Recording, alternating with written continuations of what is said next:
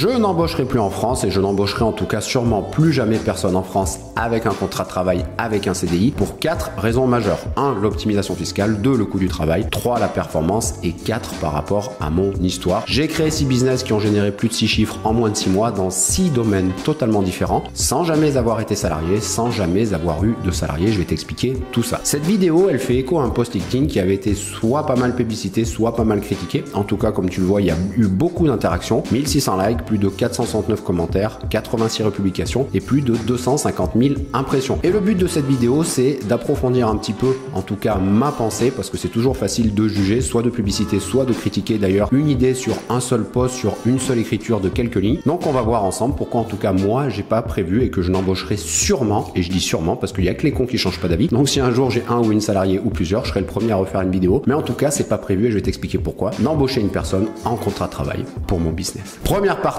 je n'embaucherai sûrement plus jamais personne en France avec un contrat de travail à cause du coût du travail. Quand tu payes quelqu'un avec ton entreprise, lorsque tu as une activité, que tu as une société, que tu as une entreprise, l'État va te prendre au minimum 50% de cotisations sociales et charges lorsque tu vas avoir un salarié. Toutes les notes que je me suis prises, toutes les petites choses que je voulais te partager, tu pourras les retrouver dans la description. Donc l'État va te prendre au minimum 50% de cotisations sociales et charges avant même que ton salarié ne touche l'argent et en plus il doit payer son impôt sur le revenu. Ce qu'il faut avoir en tête, c'est que lorsque tu vas avoir un salarié ou que tu vas avoir une salariée, en fait tu as une entreprise, tu as une activité et tu vas devoir avoir une tâche que tu vas déléguer, que tu vas faire à un associé, à un salarié, etc., etc. Donc en fait tu vas avoir un contrat moral, c'est-à-dire tu vas dire voilà, moi je veux telle tâche, je veux tel résultat, je vais prendre une personne, un ou une salariée qui va me faire cette tâche. Et en fait, le contrat de travail, c'est ni plus ni moins que l'État qui va venir s'interposer entre toi et ton salarié et ta performance, en tout cas ce que tu désires. Et moi, dès que l'État s'interpose et qu'il y a un petit peu de contrôle, je suis pas forcément fan et en plus on va le voir au passage, il va te prendre minimum 50% de cotisation sociale et charges. Je t'ai fait l'exemple avec un salarié qui gagne 2000 €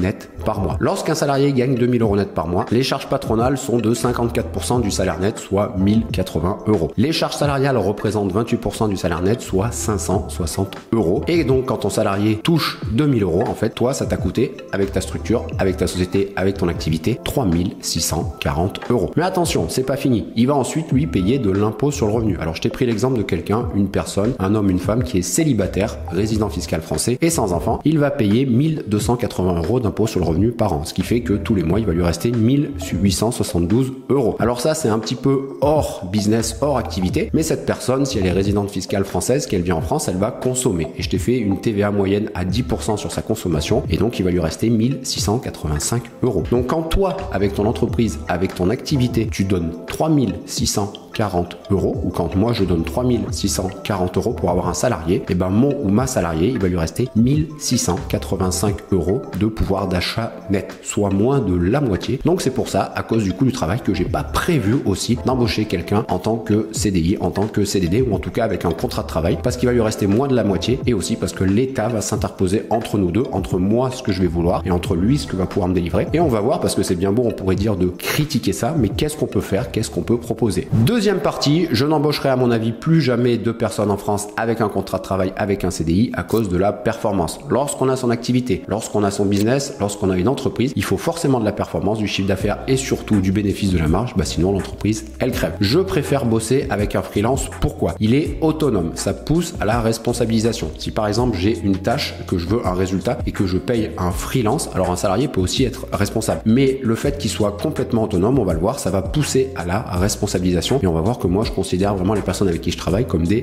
associés. Ensuite, il est performant, c'est-à-dire qu'on va le voir, on va pouvoir rémunérer cette personne au résultat. Alors oui, c'est un discours un petit peu libéral qui pousse à la performance, mais je suis désolé, quand on est entrepreneur, il faut forcément de la performance. Sinon, et j'ai rien contre et j'en ai fait, il faut faire une association et il faut faire du bénévolat. S'il veut se mettre en arrêt maladie, alors là c'est pour ça à mon avis que je me suis fait lâcher. C'est un sujet que je connais pas mal. Pour rappel, j'ai été kiné pendant 10 ans, donc oui, j'ai soigné des personnes qui étaient en arrêt de travail. Et oui, c'est une réalité et personne ne veut le dire, mais c'est aussi la réalité. Il y a des arrêts de travail abusifs. Et donc moi, j'ai pas envie, je suis désolé, c'est mon temps, c'est mon activité, c'est mon argent, je suis toujours parti de zéro dans tous mes business. Et je suis désolé, mais si une personne se met en arrêt de maladie abusif, j'ai pas envie de perdre du temps, de l'argent et peut-être de mettre en péril ma santé à moi, ma santé mentale, ma santé physique et aussi mon activité. Donc s'il se met en arrêt maladie, ça sera lui le plus impacté et il aura quand même une couverture sociale. Il faut pas non plus le dénigrer, mais c'est surtout pour les arrêts de maladie abusifs, je le redis. S'il y a un souci, je ne serai pas bloqué dans des problèmes administratifs. administratif et je vais te partager mon histoire personnelle. Pour faire simple, si je paye une personne pour une prestation, que la personne ne fait pas cette prestation et qu'on a un contrat de travail, et bien cette personne va pouvoir demander soit une rupture conventionnelle, va pouvoir me mettre au prud'homme, va pouvoir peut-être faire des procédures d'ailleurs que je n'ai jamais connues, mais pour bosser avec des entreprises et pour bosser avec des entrepreneurs toutes les semaines, et ben j'en ai en consultation qui ont les cernes et qui me disent Quentin, j'en peux plus, etc. avec toutes ces procédures. Et ben moi j'ai pas envie d'avoir toutes ces procédures administratives. Nos deux ressources les plus précieuses, ce sont notre temps et notre attention. Je préfère les focaliser sur mon temps libre, sur mon business, sur mes clients. Si le boulot, et ça va revenir un petit peu sur la performance, n'est pas fait ou mal fait, il n'est pas ou moins payé, on va le voir, ça va faire grandir en tant que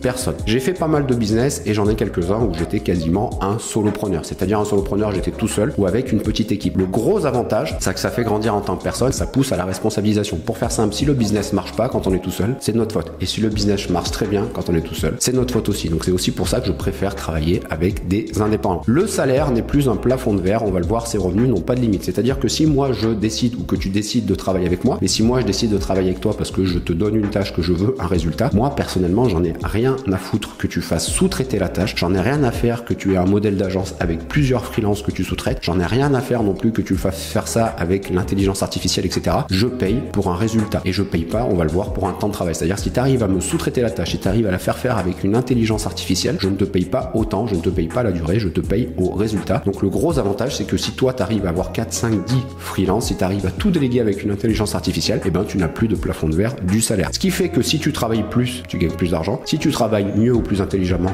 t'en gagneras encore plus. Et ce que j'aime bien aussi dire, c'est que, et ça reste mon avis, je me trompe peut-être, vous pouvez me le dire en commentaire, mais en tout cas à chaque fois que j'ai travaillé avec des indépendants, avec des freelances, ils sont souvent plus impliqués et ça a un impact direct dans mon business, donc dans la performance, donc dans la rémunération, et lui aussi il profite de la rémunération. En fait, est-ce que je me suis noté de te dire, on gagne, on perd ensemble. Lorsque je travaille avec un indépendant, lorsque je travaille avec un freelance, tu vas le voir sur mon histoire, je travaille avec une entreprise, je les considère vraiment d'égal à égal et je les considère quasiment comme des associés. C'est moi qui ai besoin de leur expertise, c'est moi qui ai besoin de leurs compétences et de leurs résultats, c'est pas eux qui ont besoin de moi. S'ils sont vraiment pointus, et ben c'est moi qui vais avoir besoin d'eux. Surtout le gros avantage pour toi, le gros avantage pour eux en étant indépendant, en étant freelance, alors oui on pourrait le faire aussi en état salarié, il gagne mieux sa vie, il bosse d'où il veut quand il veut, il peut prendre plusieurs missions, avoir plusieurs clients, il n'est pas payé comme je te le disais autant bien la tâche, je paye le résultat, ça s'appelle la promesse, je paye pas ton temps de travail ou tes équipes. Ensuite si ça le saoule, il n'est pas obligé de travailler avec moi ou avec nos équipes, il peut très bien dire bon ben moi j'arrête de travailler, Quentin t'es trop con, t'es trop chiant, on n'est pas assez payé, etc. etc. Alors moi j'ai fait ce choix et je préfère, tu vas le voir sur mon histoire, bosser avec des indépendants pour la flexibilité mais aussi pour la liberté. Alors tu vas me dire oui mais c'est un discours un petit peu libéral. Oui je suis désolé, c'est un discours un petit peu libéral.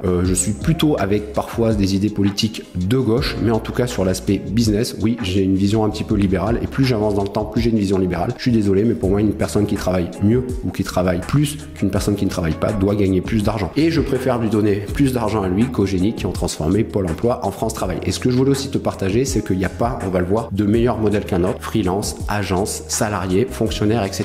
Je suis pas là pour critiquer ou pour stigmatiser une des professions. On va le voir que dans différents cas, c'est mieux qu'un autre ou c'est moins bien qu'un autre, surtout selon les personnalités. Mais en tout cas, voilà, par rapport à la performance, pourquoi je n'ai plus prévu ou pas prévu, et sûrement plus jamais, comme je te disais, il y a que les cons qui changent pas d'avis, d'embaucher une personne en France avec un contrat de travail, avec un CDI. 3. Et ça fait partie d'un de mes dadas, c'est l'optimisation fiscale. Je n'embaucherai, à mon avis, sûrement plus jamais personne en France avec un contrat de travail, avec un CDI, à cause ou grâce à l'optimisation fiscale. Et là, c'est un fait, c'est factuel. Un salarié ou un fonctionnaire payera toujours plus d'impôts qu'un entrepreneur. Le constat est implacable. Je me suis pris les notes. Le salarié peut faire de l'optimisation après rémunération. Comme on l'a vu, son entreprise ou son organisme perçoit des revenus. Pour faire simple, l'entreprise ou l'organisme encaisse le chiffre d'affaires. Ensuite, comme on l'a vu, on va payer les charges patronales, on va payer les charges salariales. Et ensuite, après sa rémunération, il va pouvoir faire de l'optimisation fiscale, puis il va payer son impôt sur le revenu. Et il est souvent obligé de faire appel aux niches fiscales de l'État qui sont incitatives, qui sont parfois très bien, mais qui sont parfois catastrophiques. Le Pinel en étant l'exemple le plus frappant. Alors attention, il y a des Pinel qui ont été très très bien. Ceux qui ont fait des Pinel à Bordeaux, ils ont dû se régaler sur la plus-value. Par contre, ceux qui ont fait des Pinel dans des zones un petit peu sinistrées et qui veulent tous revendre au même moment, et ben bon courage, ils ont tout simplement payé en surplus avec leur Pinel leur économie d'impôt. Ce que je veux dire, on n'est pas là pour stigmatiser le Pinel, mais c'est qu'un salarié, un fonctionnaire va pouvoir faire de l'optimisation fiscale après rémunération. Alors que l'entrepreneur, il peut faire de l'optimisation fiscale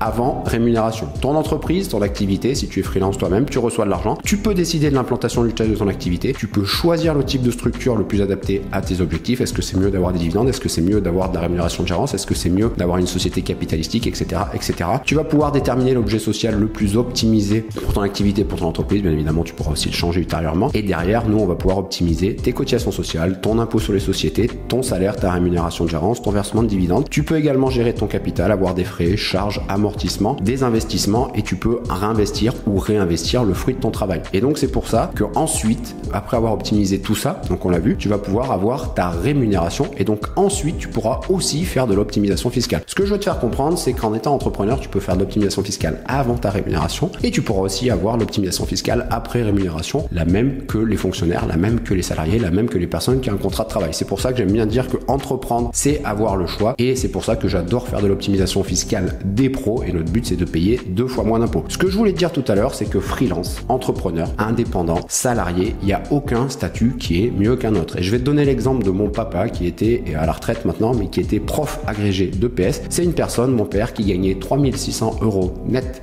par mois en bossant 17 heures par semaine. Et je connais un paquet d'indépendants, un paquet de freelance, un paquet d'entrepreneurs qui se vantent un petit peu sur les réseaux de générer du cash, de gagner de l'argent, etc. Et quand on creuse un petit peu la réalité, il y en a, ils n'enquillent pas un copec, ils vivent du chômage et on va les revoir revenir dans 1 an et demi, 2 ans, ils vont disparaître totalement des réseaux sociaux. Et je suis pas là ni pour stigmatiser les entrepreneurs, ni pour stigmatiser les salariés. Mais ce que je veux te faire comprendre, c'est que entreprendre, avoir son activité, c'est pas si compliqué que ça et c'est pas si facile que ça. Et parfois, vaut peut-être mieux avoir un contrat de travail bien payé et être tranquille. Et que parfois, il y a aussi des gens qui sont fonctionnaires, qui sont salariés, qui sont payés, pas forcément bien payés et surtout qui ont des idées, qui ont vraiment envie de se bouger. Ces personnes-là, je leur dis, bougez-vous. Donc, le fait d'être entrepreneur, d'avoir son entreprise, son activité, c'est pas forcément fait pour tout le monde. C'est pas si facile que ça. C'est pas non plus si difficile que ça. Mais on gagne pas non plus des 100 et des 1000. En tout cas, pas tout le monde. Et il y a beaucoup de personnes qui se cassent la gueule. Et le fait d'être salarié, le fait d'être fonctionnaire, le fait d'avoir un contrat de travail, d'être un petit peu emprisonné, c'est pas non plus fait pour tout le monde. En tout cas, je pense que tu l'as compris, c'est clairement pas fait pour moi. Et c'est pour ça que je vais te partager mon histoire de comment j'ai fait ces 6 business sans jamais avoir été salarié et sans jamais avoir eu de salarié. Quatrième partie qui fait que je n'embaucherai sûrement plus jamais en France, en tout cas avec un contrat de travail, c'est tout simplement mon histoire. 6 business qui ont fait 6 chiffres en moins de 6 mois dans 6 domaines totalement différents. Premier business, cabinet de kiné. J'ai tout simplement créé un cabinet de kiné libéral et à l'époque, j'avais 2 assistants. Si tu connais pas le modèle, un assistant, c'est une personne qui va travailler avec toi, un peu comme un associé et qui va te verser ce qu'on appelle une rétrocession, souvent 20 à 30% de son chiffre d'affaires. Moi, ce que j'avais fait sur ce business, c'est que j'avais tout simplement calculé les charges. J'étais le seul propriétaire du cabinet, des murs, on va dire du fond et aussi du matériel de kiné. Et j'avais tout simplement calculé les charges mensuelles et je leur avais dit, voilà, on divise par 3. Donc, ils étaient totalement associés à moi dans le sens, on va dire, un petit peu comptable, dans le sens pécunier, c'est-à-dire qu'ils payaient un tiers des charges. On payait tous un tiers des charges. Donc, ils avaient la liberté du statut d'assistant, c'est-à-dire pour faire simple, ils pouvaient se barrer du jour au lendemain, mais ils avaient aussi les avantages du statut d'associé, c'est-à-dire qu'ils gagnaient beaucoup plus d'argent et ils travaillaient clairement pour eux. Au lieu de me donner 20-30%, c'est comme s'ils me donnaient 5%. Donc voilà aussi une preuve quand je te disais que je considère les gens d'égal à égal. Donc premier business, cabinet de kiné. Deuxième business, après j'ai fait pas mal d'investissements immobiliers, j'ai notamment détenu jusqu'à 45 lots et j'ai été rentier immobilier. Et à ce moment-là, je ne travaillais qu'avec des indépendants, on va dire des freelances ou des institutions complètement à part, sans contrat de travail. Pour faire simple, je travaillais avec des banquiers, avec des notaires et avec des courtiers. Et donc c'est des personnes, par exemple le courtier qui va tout simplement être rémunéré à la performance. Le banquier, je te l'apprends pas, il va être rémunéré à la performance selon l'argent que tu stockes, selon le crédit qu'il t'octroie, selon les produits qu'il te vend, etc., etc. Mais deuxième business, toujours pas de salarié. Troisième business, comme je me suis pas mal lancé dans l'immobilier, j'ai été marchand de biens. Et quand j'étais marchand de biens, si tu ne connais pas le statut de marchand de biens, c'est tout simplement t'achètes, tu découpes, tu revends, t'achètes, tu revends. Le but, c'est de générer de la plus-value en faisant de l'investissement immobilier, mais sur de l'achat-revente. Donc, je travaillais avec des entreprises générales du bâtiment, avec des artisans au cas par cas, si j'avais besoin d'un plombier, d'un électricien, d'un chauffagiste, etc., au cas par cas. J'ai aussi travaillé, parce qu'il me le fallait, et là, ça devient essentiel, avec un cabinet comptable, donc avec mon expert comptable, avec un maître d'œuvre, avec des assureurs, etc. Et tu le vois à chaque fois, le cabinet comptable, ce sont des indépendants, ce sont une structure, une société. Le maître d'œuvre, pareil, c'est un indépendant qui prend un pourcentage de tous les devis qui te fait signer, de tous les travaux qui te fait signer, parce qu'il va aller faire de la chasse un petit peu aux frais et te diminuer tes prix des travaux, etc. Mais ce que je veux dire, c'est qu'à ce moment-là, je travaillais toujours avec des indépendants et ça s'est toujours bien passé. Quatrième business, comme j'avais fait pas mal d'immobilier, j'avais fait du business en ligne et de la vente d'infoproduits, notamment sur l'investissement immobilier, sur l'achat-revente, tout ce qui est marchand de biens, etc. Et là, j'avais tout simplement, c'est le business où j'étais vraiment tout seul, celui-ci, quasiment, j'avais juste quelques freelances sur des choses qu'il fallait faire, tunnel de vente, optimisation de page d'opt-in, etc., etc. Donc au cas par cas, toujours pas de salarié et j'ai toujours pas été salarié. Cinquième business, agence d'acquisition client. D'ailleurs, au passage, si vous savez pas vraiment ce que je fais, je vous aide soit à payer moins d'impôts, soit à développer votre activité. Si jamais ça vous plaît ou vous en avez envie, vous savez où me trouver. Mais on a une équipe de freelance pour les sites internet optimisés. Petite dédicace à Amine, mon expert, tout ce qui est tunnel de vente, site internet optimisé, tout ce qui est page d'opt-in, etc. Le but, c'est de générer encore plus de trafic, encore plus de ventes, de conversion, de chiffre d'affaires, de bénéfices. Donc là, j'ai une équipe de freelance pour tout ce ce qui est site internet optimisé, tout ce qui est tunnel de vente, tout ce qui est page de vente, tout ce qui est gérer les ads, etc., etc. J'ai arrêté cette agence d'acquisition parce que j'ai eu des retards de paiement de l'État et de Total. Mais à cette époque-là, j'avais vraiment un business tout seul où j'avais toute ma petite équipe. Petite pensée aussi pour Laetitia et Julien, qui sont deux amis qui avaient travaillé avec moi. Pareil, ils s'étaient mis en auto-entreprise, en freelance, et ils étaient payés uniquement à la rémunération, uniquement à la performance. Et en plus, ça leur permettait de garder leur boulot à côté. Donc cette activité, elle était spécialisée dans tout ce qui était agence d'acquisition, dans les aides à la rénovation énergétique, parce que j'avais eu cette expérience dans l'immobilier, et notamment en marchand de biens et en investisseur immobilier. Donc tout ce qui était locatif, achat-revente, j'avais une grosse vision de l'immobilier, plus une vision du business. Donc on avait fait une agence d'acquisition, tout ce qui est aide à la rénovation énergétique. Aujourd'hui, on fait de la gestion de trafic, de l'acquisition pour tous les business. Et enfin, le sixième et dernier business, c'est celui qui fait que je suis là face à toi en train de te parler. C'est tout ce qui est optimisation fiscale internationale. Et mon business actuel, c'est de vous aider soit à payer moins d'impôts, soit à avoir plus d'argent pour votre activité. Aujourd'hui, je vais vraiment te simplifier au maximum le business. Petit bonjour à Luc, c'est la personne qui te fait les vignettes si tu vois la vidéo YouTube. J'ai aussi Gauthier, grosse bise à Gauthier qui,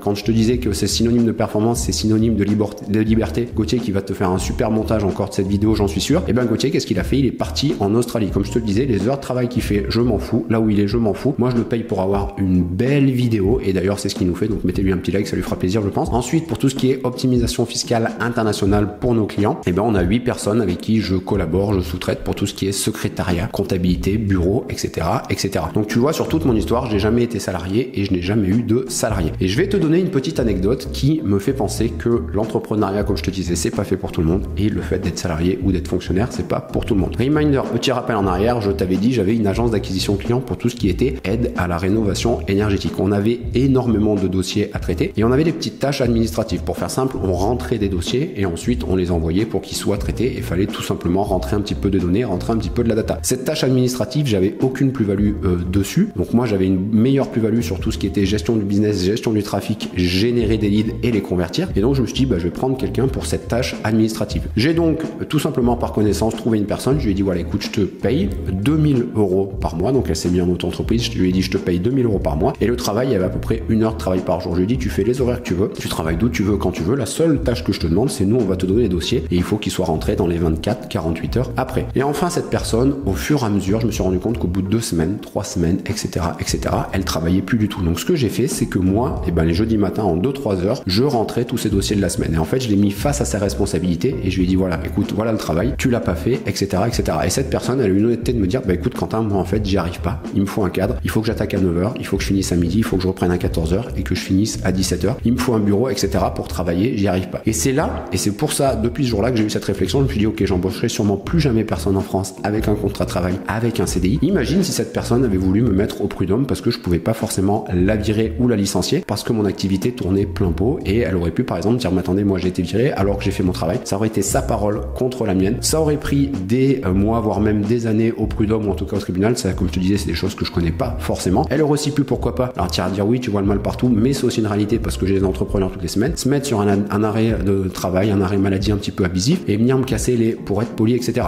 Donc voilà pourquoi je te disais que l'entrepreneuriat, c'est pas forcément fait pour tout le monde, et le fait d'être salarié, c'est pas forcément non plus fait pour tout le monde. Mais voilà encore pourquoi, et je te le dis, je n'embaucherai sûrement, et comme je te le disais, sûrement, parce qu'il y a que les cons qui changent pas d'avis, plus jamais personne en France, et encore moins avec un contrat de travail. Si tu veux aller plus loin, je t'ai fait pas mal de vidéos, je t'ai fait ça sous forme de playlist. On a une sur tout ce qui est fiscalité, optimisation fiscale, et une qui est sur tout ce qui est création de business, développement de business. Si tu as envie de collaborer, travailler avec nous en tant qu'indépendant, tu sais où me trouver. Moi, je te souhaite une très belle journée, très belle soirée, et à la semaine prochaine pour une nouvelle vidéo.